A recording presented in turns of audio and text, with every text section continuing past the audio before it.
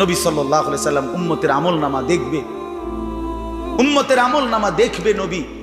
আর দেখা নবী সাল্লাল্লাহু আলাইহি ওয়াসাল্লাম উম্মতের এই আমলনামা হাতে নিয়ে যখন দেখবে পৃষ্ঠার পর পৃষ্ঠা, ফজরের নামাজ নাই, 30 বছর মিথ্যা বলে, 30 বছর সুদের লেনদেন, 40 বছর হারামের ব্যবসা করছে, কোনোদিন 5 ওয়াক্ত নামাজ পড়ে নাই, স্ত্রী পর্দা করে নাই, ছেলেটা নামাজ পড়ে নাই, ঘরের মধ্যে অনবরত টেলিভিশন চলছে। প্রিয় ভাই আমার, বাপ আমার, আল্লাহর নবী সাল্লাল্লাহু আলাইহি সাল্লাম সেদিন চোখের পানি ফেলবে আর বলবে, উম্মত এটা কি আমলনামা নিয়ে আসছে? উম্মত তুমি আমার এত বড় বেইজ্জতি কেমনে করলা? আমি 23টা বছর তোমাদের জন্য কেঁদেছিলাম।